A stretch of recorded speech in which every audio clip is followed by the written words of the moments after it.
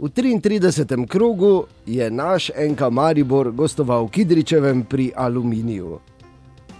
S precej spremenjeno postavo zaradi poškodb in rumenih kartonov pa nismo uspeli iztržiti ugodnega rezultata. Pa poglejmo, kako je vse skupaj potekalo. V prvem polčasu pri Mariboru beležimo le poizkus Tavaresa v 10. minuti.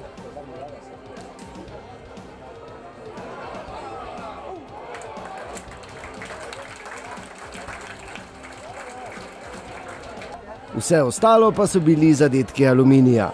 V 18. minuti po tej lepi akciji v polnomesec.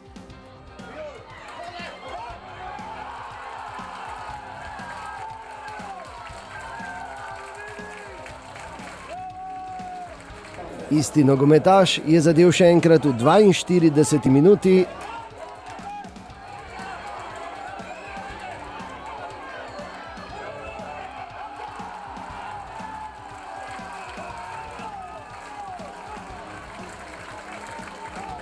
V 44. minuti pa je rezultat polčasa, torej 3-0 za Aluminij, postavil Kramer.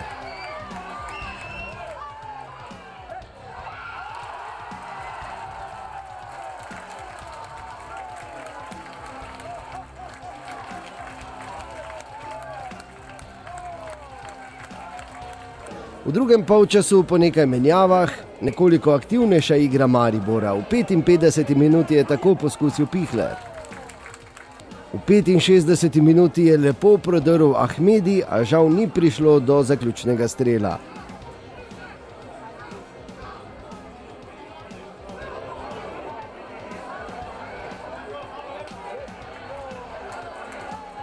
Minuto kasneje bi lahko bilo 4-0, a je Škofleku veselje preprečila prečka.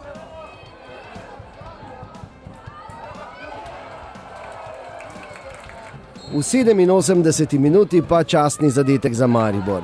Zelo lepo je iz prostega strela zadel Dino Hotić.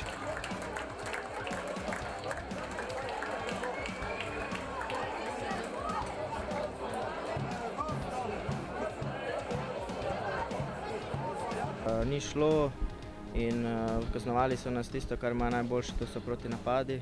Smo bili preveč odprti, nismo dobrega presinga delali, ko smo izgubili žogo. In so nas kaznovali s 3 goli in potem se težko vrniti drugi polčas. Nismo podcenjevali, ampak fantje si zaslužijo tudi priložnost drugi. Sem bil tudi sam na tem mestu in zelo dobri igralci so, ampak imaš veliko želje in to, ampak danes pač ni šlo. Aluminij je imel še eno priložnost v 91. minuti, ko je tako poskusil Škoflek.